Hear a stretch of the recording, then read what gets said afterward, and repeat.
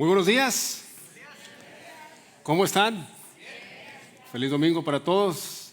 Si no tenemos el gusto de conocernos, mi nombre es Jorge Cota y soy parte del equipo de Walmart en español. Cuando entró recibió un bosquejito. Si no tiene, ahí atrás tenemos, levante la mano y alguien se acercará a entregárselo.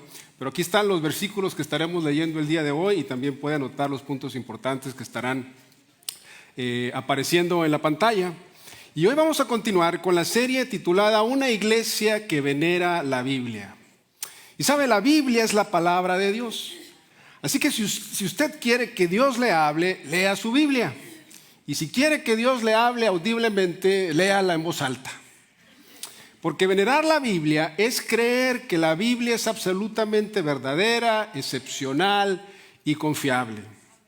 Y escuche bien, cuando abrimos la Biblia, es como si abriéramos la boca de Dios. Cuando la leemos, cuando meditamos en ella, estamos leyendo las mismas palabras de Dios para nosotros.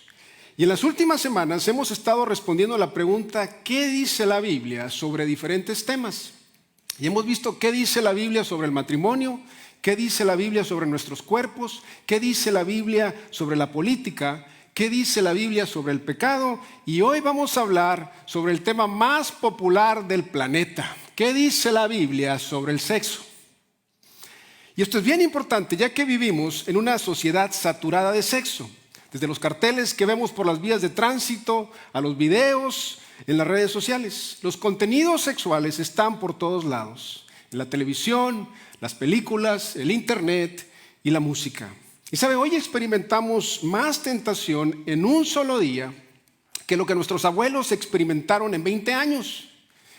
Y para algunas personas esto es un grave problema. Para otros esto no es un problema tan serio, pero sí es una cuestión que todos debemos tener en cuenta, ya que ninguno de nosotros está inmune a los peligros de la inmoralidad sexual. Ahora bien, la tentación no es nada nuevo. Era peor durante el primer siglo. Y es por eso que Jesucristo elevó el estándar en 3 áreas. Y eso es lo que vamos a ver esta mañana. Mira lo que dijo en Mateo 5, 27 al 32. Han oído el mandamiento que dice, no cometas adulterio. Pero yo digo que el que mira con pasión sexual a una mujer ya ha cometido adulterio con ella en el corazón. Por lo tanto, si tu ojo, incluso tu ojo bueno, te hace caer en pasiones sexuales, sácatelo y tíralo. Es preferible que pierdas una parte de tu cuerpo y no que todo tu cuerpo sea arrojado al infierno. Y si tu mano, incluso tu mano más fuerte, te hace pecar, córtala y tírala. Es preferible que pierdas una parte del cuerpo y no que todo tu cuerpo sea arrojado al infierno. Han oído la ley que dice, un hombre puede divorciarse de su esposa con solo darle por escrito un aviso de divorcio. Pero yo digo que un hombre que se divorcia de su esposa, a menos que ella le haya sido infiel, hace que ella cometa adulterio, y el que se casa con una mujer divorciada también comete adulterio. Ahora bien, si usted es hombre, esos versículos son bastante problemáticos, ¿sí o no? Digo, porque ¿qué hombre no ha visto una mujer y pensado? Y si usted se ha divorciado y se ha vuelto a casar, esos versículos lo pueden llevar en un viaje de culpabilidad para toda su vida si usted no entiende bien el contexto. Pero para poder comprender las palabras de Jesús, deben tomarse en contexto. Así que pongamos las palabras de Jesús en el contexto de su cultura. Anota el primer punto importante. Jesús elevó el estándar en la pureza moral. Jesús elevó el estándar en la pureza moral. Y no hubiese requerido mucho para elevar el estándar, porque la pureza moral en los tiempos de Jesús era casi inexistente. El apóstol Pablo escribió en Efesios 5:3 y dijo, entre ustedes ni siquiera debe mencionarse la inmoralidad sexual. Y sabe, ese era el estándar de las Escrituras. Y yo le puedo asegurar que cuando las personas escucharon eso dijeron, estás bromeando, ¿verdad? Cuando Jesús dijo lo que dijo sobre adulterar, sobre murar a una mujer, sobre el divorcio y la lujuria, la gente pensó que Jesús era de otro planeta. Y sí que lo era. Anota lo siguiente, la cultura griega estaba moralmente arruinada. La cultura griega estaba moralmente arruinada. La palabra decadente es una palabra suave para describir a los griegos, porque el sexo fuera del matrimonio entre los griegos era tan normal que no llevaba ningún estigma social. Ahora bien, piensen en eso por un momento. En nuestra cultura, el sexo fuera del matrimonio por lo menos lleva un poco de estigma social, pero en esta cultura no había ningún estigma en absoluto. El orador y político ateniense Demóstenes escribió, y cito: tenemos cortesanas. Las cortesanas eran prostitutas de cultura y modales refinados que usaban los ricos. Tenemos cortesanas para el placer. Tenemos concubinas. Las concubinas eran esclavas sexuales para la cohabitación y esposas para tener hijos legítimos y una fiel guardiana de los asuntos del hogar. Imagínese eso. El estándar de aquella época era emplear prostitutas de la clase alta, más aparte tenían esclavas sexuales que vivían con usted y una esposa que le diera hijos legítimos. Era una sociedad bastante enfermiza. Y aun cuando los hombres griegos tenían una licencia total para la inmoralidad sexual, demandaban que sus esposas vivieran en absoluta pureza sexual. Las mujeres casadas eran requeridas que vivieran vidas en completo aislamiento social. Solamente cuidaban de los quehaceres de la casa. Sócrates dijo en una ocasión: ¿hay alguien a quien le confías cuestiones más serias que a tu mujer y hay alguien con quien hables menos? Y esa era la cultura de aquel día. Y es por eso que Jesús dijo lo que dijo. Ahora bien, los hombres adoraban a Afrodita. Afrodita era la diosa del sexo. Y el templo en Corinto tenía 1000 sacerdotisas que eran prostitutas sagradas, lo cual significaba que las ofrendas caritativas siempre eran muy elevadas. Pero inclusive tenían un programa de visitación a casas donde estas sacerdotisas salían del templo y visitaban a aquellos hombres que no podían llegar al templo durante el día. Era algo así como un servicio de sexo a domicilio. Y ese, mis hermanos, era el estándar de aquella época. Y la cultura griega estaba moralmente arruinada. Escriba lo siguiente: la cultura romana estaba moralmente arruinada. La cultura romana estaba moralmente arruinada. El divorcio era tan común como el matrimonio entre los romanos. Y la gente intercambiaba cónyuges frecuentemente. Y sin duda alguna había bastante inmoralidad. Y el incesto era bastante, pero el matrimonio era simple y sencillamente una puerta giratoria. El matrimonio era visto como una desafortunada necesidad de la ley. Ahora bien, a diferencia de la cultura griega, la cultura romana, las mujeres romanas trabajaban el sistema legal. Y de hecho hay documentos históricos que describen a una mujer teniendo 8 esposos en 5 años y otra teniendo 10 esposos en 5 años. Y a diferencia de la cultura griega, donde las mujeres se mantenían fuera de la escena, en la cultura romana las mujeres estaban involucradas en todas las actividades sexuales, igual que los hombres, siempre y cuando hubiese un divorcio de por medio. De manera que ese es el contexto en el que Jesús está diciendo estas palabras. Anota lo siguiente: la cultura judía estaba moralmente arruinada. La cultura judía estaba moralmente arruinada. En los ojos de la ley judía, una mujer era considerada simple y sencillamente un pedazo de propiedad. No tenía ningún derecho en absoluto. Y una mujer no podía divorciar a su esposo por ninguna razón. Pero el marido sí podía divorciar a su esposa por cualquier motivo. Y para justificarla citaban Deuteronomio 24:1, que dice: cuando alguno toma una mujer y se casa con ella, si sucede que no le es agradable porque ha encontrado algo reprochable en ella y le escribe certificado de divorcio, lo pone en su mano y la despide de su casa. Ahora bien, en los tiempos de Jesús, la palabra reprochable incluía desde estropear la cena al quemarla o ponerle mucha sal. Y no porque le quedara salada, sino porque la sal en aquel entonces era muy costosa. Imagínese eso: destaparse la cabeza en público, hablar con otros hombres en las calles podía llevarla al divorcio. Hablar irrespetuosamente de los suegros podría llevarla al divorcio. Ser alborotadora la podía llevar al divorcio. Inclusive la podían divorciar por no ser igual de atractiva que otras mujeres. Aún más, el divorcio era bien sencillo. Un certificado de divorcio solamente requería una simple oración de desaprobación y 2 testigos, y eso era todo. Así de fácil. El historiador Josefo dijo: aquel que desee divorciarse de su esposa por cualquier razón debe otorgarle por escrito la seguridad que nunca más le usará como su mujer. Y para el tiempo de Jesús, el divorcio era tan común y el matrimonio tan inseguro que muchas jóvenes no se casaban porque no garantizaba ningún tipo de seguridad. De manera que en este contexto Jesús dijo lo que dijo en Mateo 5. Y en contra de esa cultura inmoral, en contra de esa cultura de sexo libre, de doble estándar y abuso marital, Jesús dijo, basta ya.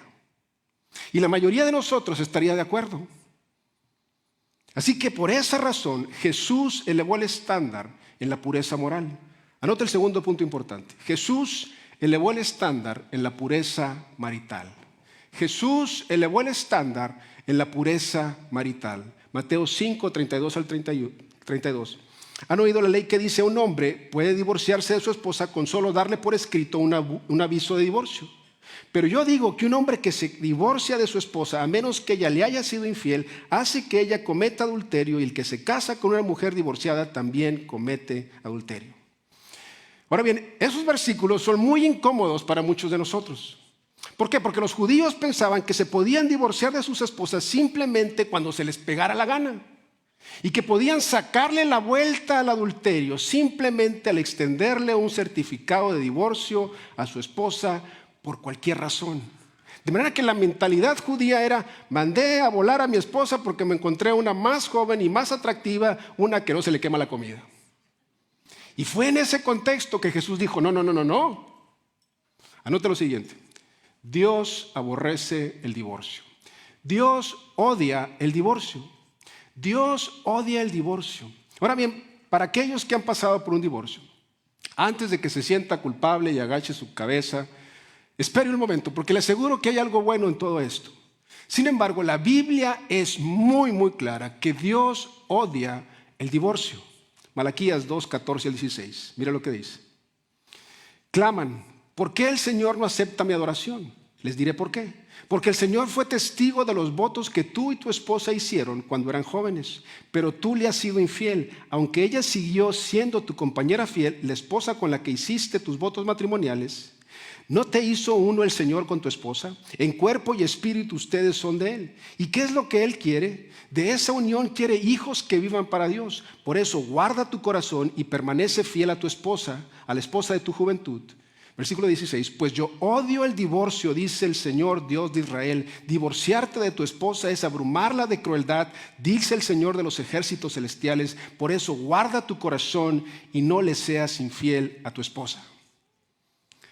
Ahora bien, la palabra odiar es una palabra muy fuerte. Significa aborrecer personalmente a alguien, ser enemigo de alguien. Y es bien importante señalar lo siguiente, escuche bien: Dios no odia a las personas divorciadas. ¿Escuchó? Dios no odia a las personas divorciadas. Dicen estos versículos que Dios odia el divorcio, y hay una gran diferencia en eso. Y por lo regular en la comunidad cristiana no vemos esa diferencia. Cuando un cristiano se divorcia, lo tratamos como si fuera un leproso, como un marginado. Nos desasociamos de ellos y los dejamos hundirse en la soledad. Y Dios nunca hace eso. Dios jamás abandona a las personas. Dicen estos versículos que Dios odia el divorcio, no las personas divorciadas. Y nosotros debemos comprender eso y dejar de condenar a las personas que han pasado por un divorcio. Y la razón por la cual Dios odia el divorcio es porque el divorcio distorsiona su plan.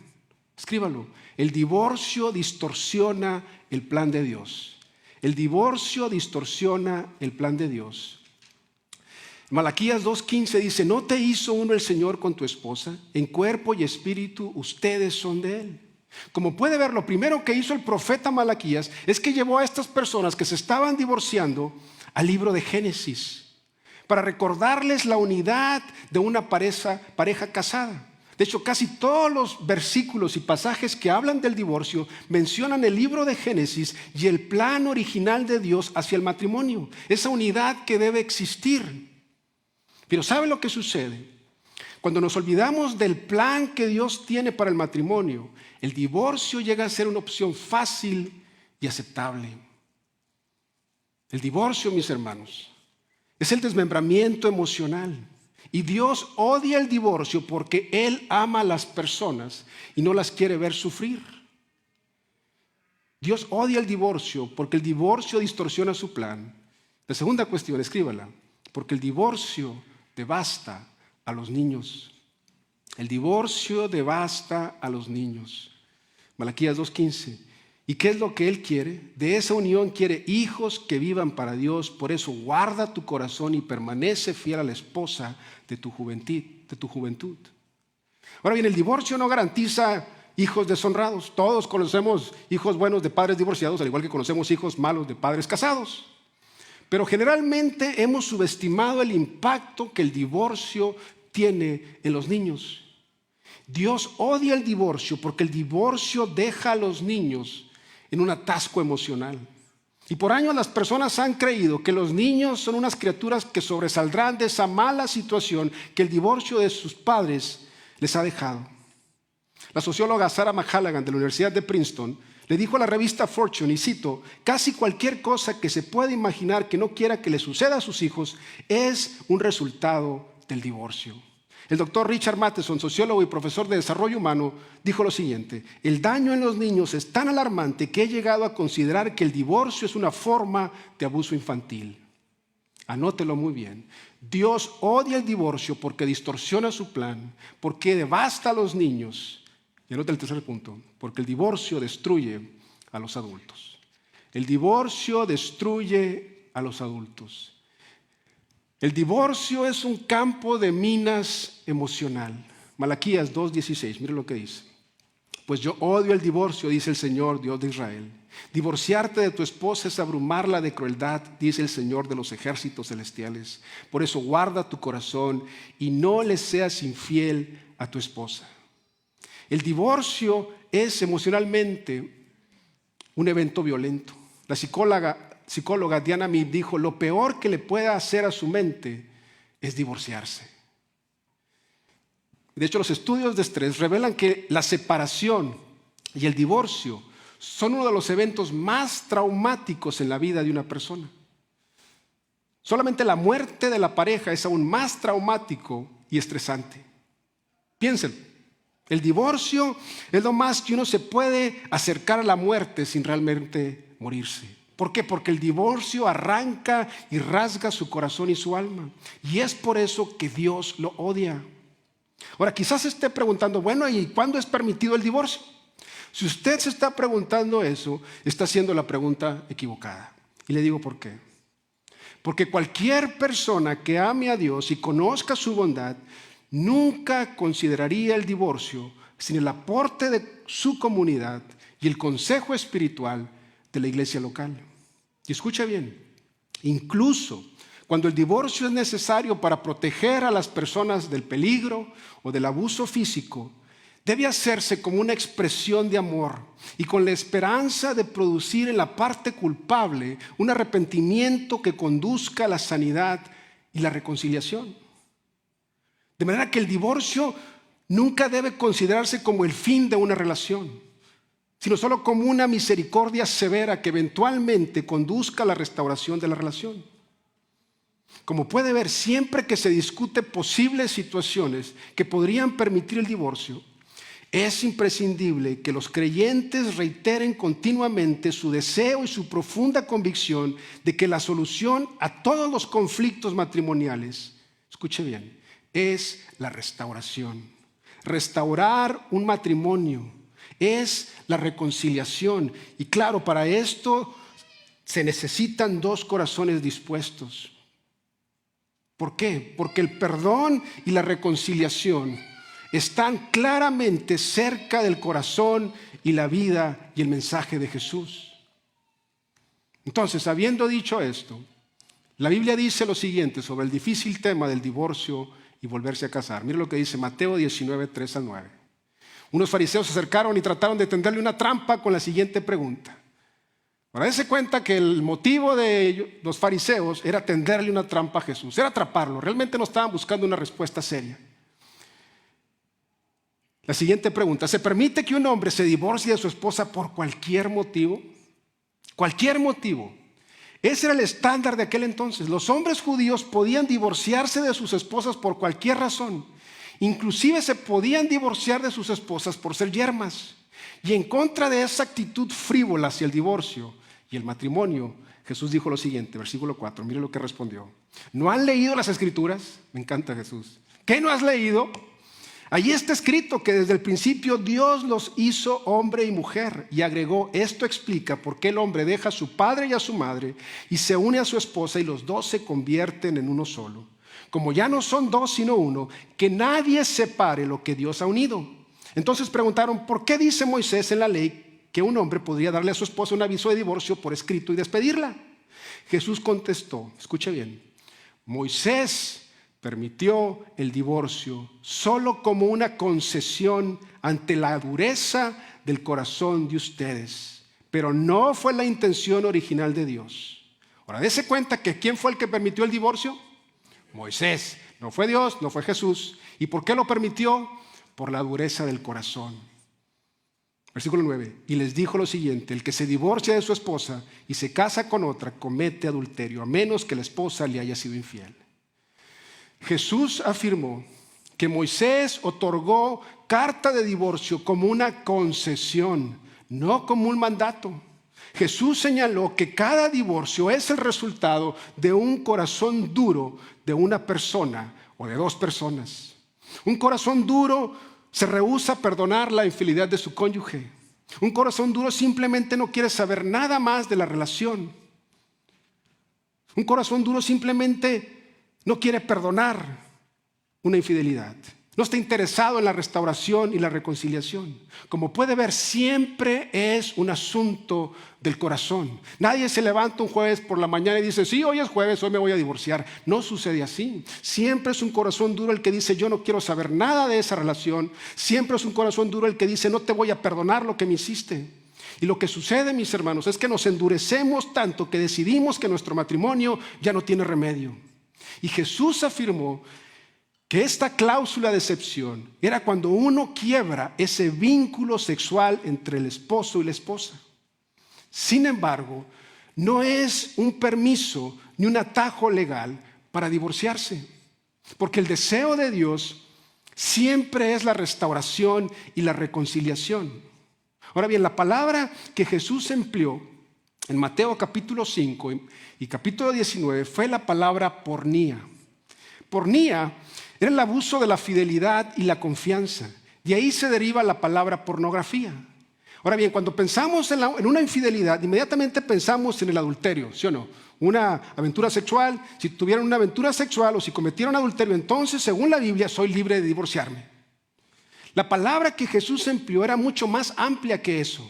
Abarcaba cada pecado sexual. De hecho, las autoridades griegas afirmaban que la palabra pornía tenía que ver con todo tipo de connotaciones sexuales, incluyendo todas las relaciones heterosexuales fuera del matrimonio, homosexualismo, lesbianismo, bestialismo, sodomía e incesto. Esta palabra también incluía todo desde visitar un club de strip, a ver materiales pornográficos, un ligue de una noche y orgías. Pornía es cualquier cosa que quiebra el exclusivo enlace entre el esposo y la esposa. Y así de destructivo es. Y si no me cree, simplemente dígale a su esposa que se ha acostado con otra mujer. Dígale que se suscribe a una página pornográfica desde hace 10 años. Ahora bien, cuando Jesús dijo, el que se divorcia de su esposa y se casa con otra, comete adulterio, a menos que la esposa le haya sido infiel, estaba diciendo que si una persona obtiene el divorcio y luego se vuelve a casar, se considera adulterio a menos que la cláusula de excepción esté en efecto. En otras palabras, si uno de los cónyuges comete adulterio o cualquier acto de perversión sexual y da como resultado un divorcio, el cónyuge inocente es libre para volverse a casar sin que sea considerado adúltero.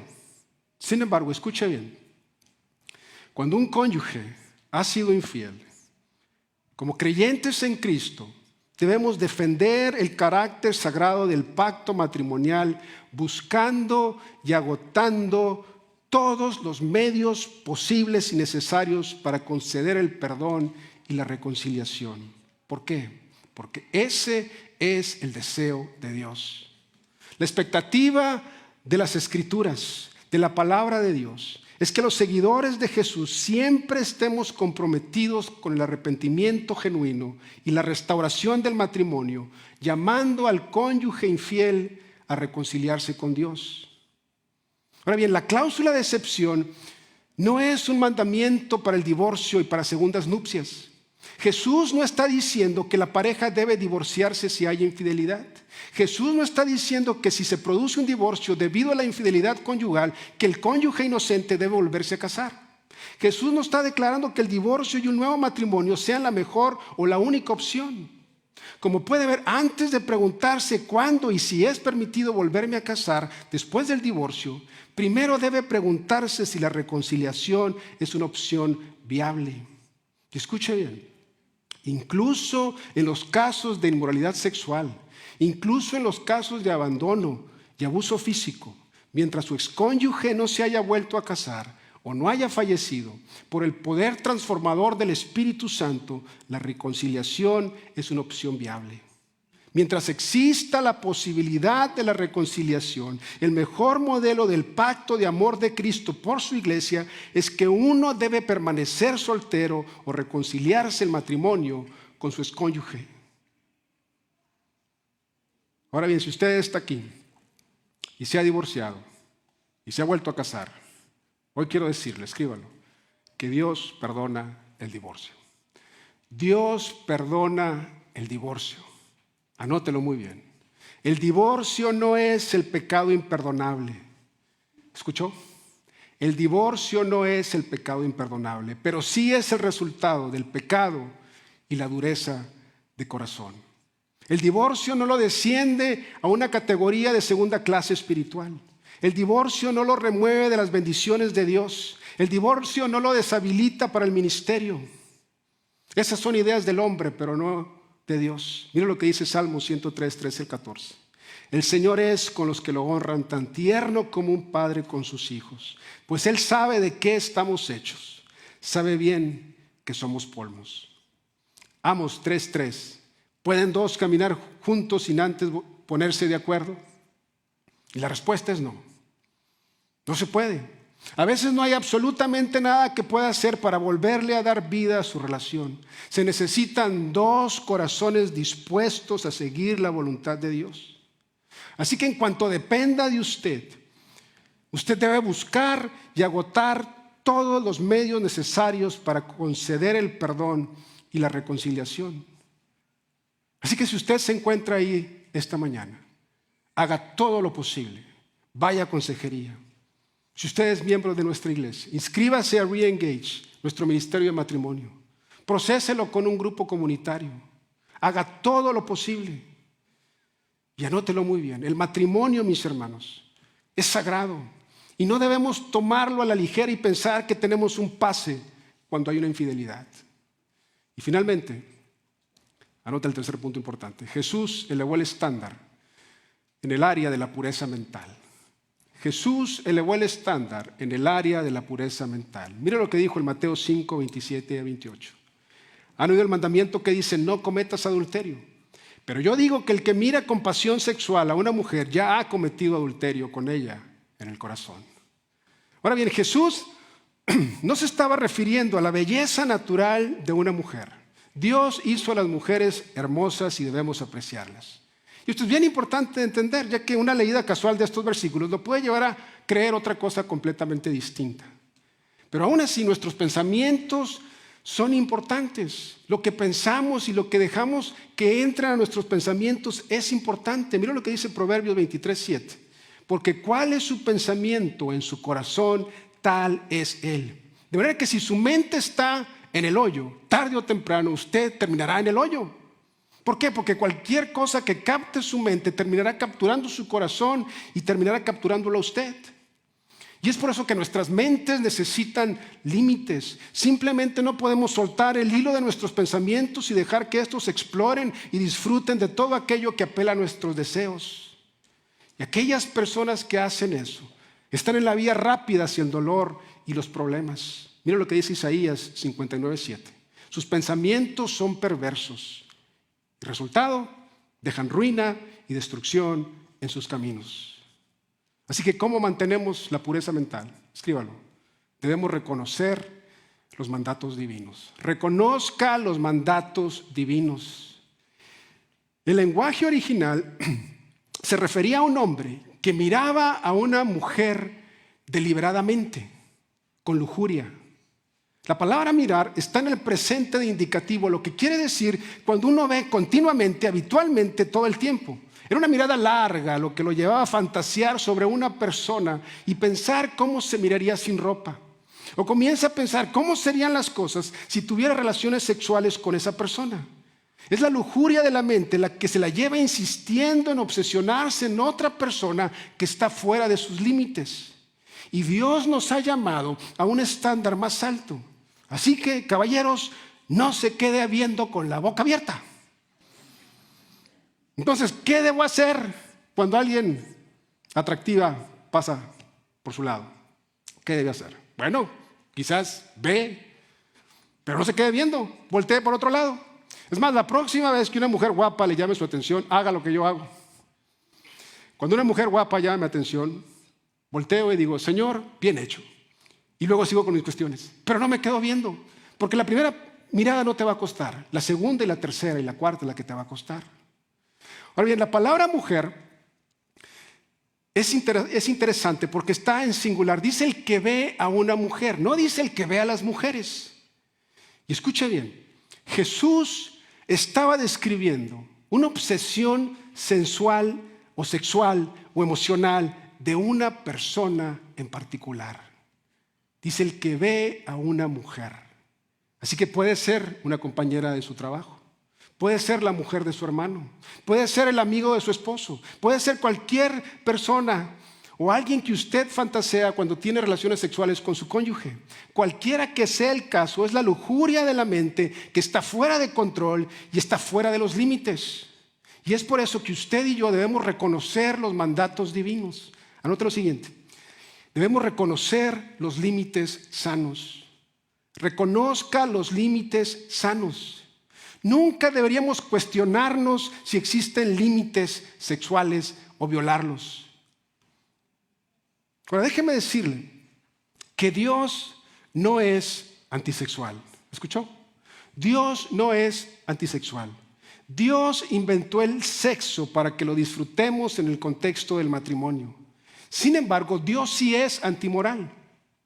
El diseño de Dios desde la primera página de la Biblia ha sido un hombre, una mujer comprometidos el uno al otro en matrimonio para toda la vida. Simple y sencillo, ¿sí o no?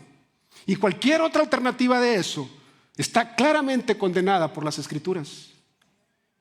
Y mis hermanos, escuche bien, Dios desea que las personas casadas tengan relaciones sexuales a menudo. La iglesia primitiva no entendía esto. Déjenme leer un documento del IV siglo. Y dice, Dios requiere abstinencia durante los días santos. En añadidura se les pedía a las parejas que no tuvieran relaciones sexuales los jueves en honor al arresto de Cristo, los viernes en memoria de su crucifixión, los sábados en honor a la Virgen María y los domingos en memoria de la resurrección y los lunes en memoria de las almas que se han ido, dejando solamente los martes y los miércoles, los días más populares de la semana. Pero esa no es la idea de Dios. La idea de Dios es la siguiente, escuche, 1 Corintios 7, 2 al 5. Pero en vista de tanta inmoralidad, cada hombre debe tener su propia esposa y cada mujer su propio esposo. El hombre debe cumplir su deber conyugal con su esposa e igualmente la mujer con su esposo. La mujer ya no tiene derecho a su propio cuerpo sino a su esposo. Tampoco el hombre tiene derecho sobre su propio cuerpo sino a su esposa. No se nieguen el uno al otro a no ser de común acuerdo y solo por un tiempo para dedicarse a la oración. Y caballeros, es una oración muy cortita, así como gracias Señor por este día, amén. Pero mira, los estudios han demostrado que nosotros los hombres tenemos un reloj biológico interno y cada 72 horas el apetito sexual del hombre se intensifica. Y Dios sabía esto, por eso dijo que no deberíamos interrumpir la unión sexual por mucho tiempo, si no terminaríamos fuera de control. Y el sexo es glorioso para las personas casadas. Mira lo que dice Proverbios 5, 18 al 19. Bendita sea tu fuente, sé feliz con la esposa de tu juventud. Es una gacela amorosa, es una sierva encantadora, que sus pechos te satisfagan siempre, que su amor te cautive todo el tiempo. Y mis hermanos, escuchen bien. En el contexto del matrimonio, la pasión fue diseñada por Dios. Y lo trágico de esto es que hay muchas parejas que solamente se unen sexualmente 1 o 2 veces al mes. A veces 1 o 2 veces al año. Y mis hermanos, jamás habrá pureza mental en la mente de un hombre si solamente tiene relaciones sexuales 1 o 2 veces al mes. Anótelo bien. Su pureza mental será directamente proporcional a la cantidad de información sensual que usted meta en su mente. Así que, caballeros, escucha bien el día de hoy. No te asomes al mundo de la pornografía. Si lo haces, ensuciarás tu alma, mancharás tu espíritu. La pornografía es como un monstruo en tu mente. Entre más lo alimentes, más crecerá y más feroz llegará a ser. Y tarde o temprano terminará destruyéndote y terminará destruyendo tu matrimonio. Y es por eso que debes comprender los límites sanos. Job entendió esto y dijo lo siguiente, Job 31:1. Yo había convenido con mis ojos no mirar con lujuria a ninguna mujer. ¿Has hecho un convenio con tus ojos de no mirar con lujuria a ninguna mujer? ¿Qué ves cuando nadie te está mirando? ¿Qué tipo de sitio estás visitando en el internet? Cuando sales de viaje, ¿qué tipo de películas ves cuando estás a solas en tu habitación? Mujeres, hay un hombre que ha capturado tu imaginación y has empezado a maquinar fantasías sexuales. ¿Qué tipo de novelas ves? ¿Sabes? Las barreras que nos ponemos no son para que nos maten la diversión ni la alegría, sino son esenciales para no perder la diversión, la alegría y la satisfacción. ¿Sabes por qué? Porque el pecado sexual es bien diferente a los demás pecados. 1 Corintios 6:18 dice, huyan de la inmoralidad sexual. No dice resiste, no dice aguanta, dice huye, dice corre de la inmoralidad sexual, porque todos los demás pecados que una persona comete quedan fuera de su cuerpo, pero el que comete inmoralidades sexuales peca contra su propio cuerpo.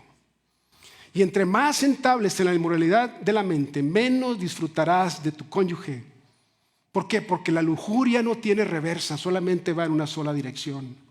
Y la pornografía es una droga muy poderosa, es el narcótico de la mente. Y nunca puedes regresar a un nivel menor y obtener la misma sensación. Y lleva a sus víctimas a obtener más y más material perverso. Y es por eso que todas tus experiencias sexuales deben ser compartidas y exclusivas con tu esposa y esposa. Nunca deberías entablar en ningún acto o experiencia sexual que no incluya a tu cónyuge, jamás. La pornografía, los clubs para caballeros, las películas XXX o cualquier otra forma de sexo fuera del matrimonio compite con el sexo matrimonial y con tu esposa.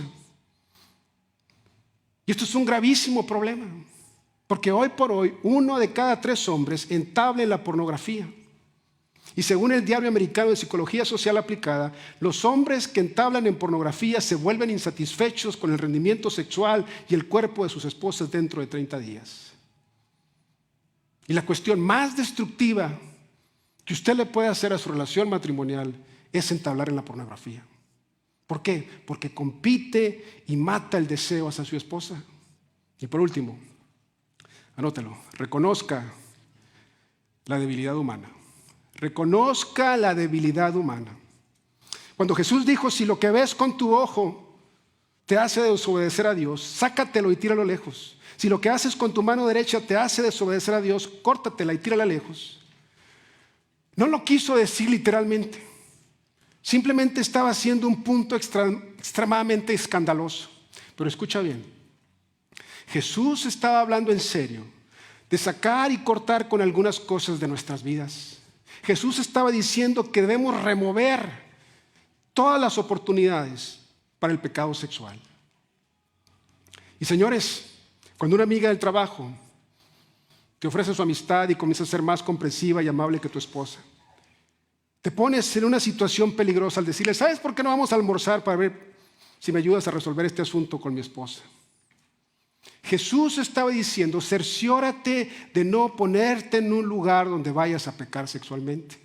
Es lo mismo que dijo el apóstol Pablo en Romanos 13:14. Más bien, vístanse del Señor Jesucristo y no hagan provisión para satisfacer los malos deseos de la carne.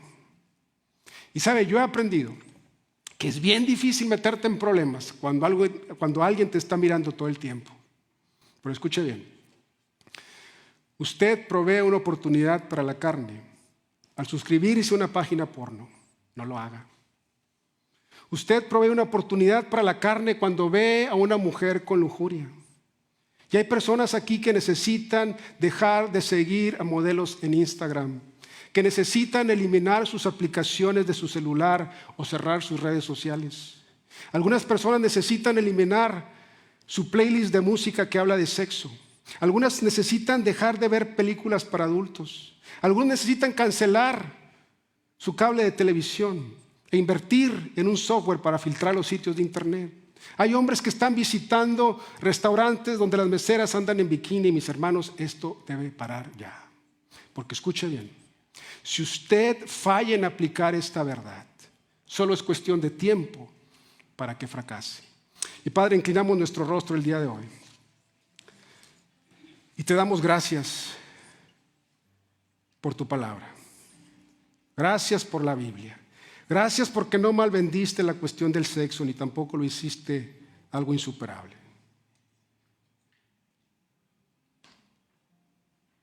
Y Padre, te pido el día de hoy que mientras cerramos que hagamos un inventario, Señor, de lo que hay en nuestro corazón y que a través del poder de tu Espíritu Santo podamos reconocer si hay un área en nuestras vidas donde hemos fallado. Y sabes, quizás estás aquí y te encuentras buscando satisfacción y sentido en relaciones sexuales, pero al final te das cuenta que solo te deja más vacío. Quizás estás aquí y tienes una relación extramarital, pensando que nadie se va a dar cuenta. Quizás has adulterado en tu corazón, deseando a una mujer que está fuera de los límites. Quizás has abierto tu mente al mundo de la pornografía y ahora no sabes cómo salirte. No sé cómo esté tu vida. Lo que sí sé es que si andas mal, hoy es el día perfecto para que lo confieses. ¿Por qué no se lo confiesas a Dios ahí donde estás? De todas formas ya lo sabe, así que díselo. Pídele que te perdone, que te dé las fuerzas para terminar esa relación, para dejar la pornografía, para salir victorioso. Y lo más importante que yo quiero que sepas el día de hoy, lo más importante, es que Dios te ama. Dios no está enojado ni tampoco te quiere castigar. Su profundo deseo es que tengas una relación personal con Él. Que si hoy quieres comenzar una relación con Jesús, ahí donde estás, dile en voz bajita: Señor Jesús, gracias por amarme tanto. Gracias porque moriste por mí, gracias porque saliste victorioso de la tumba. Perdóname de todos mis pecados. Te invito a mi corazón. Guía mi vida.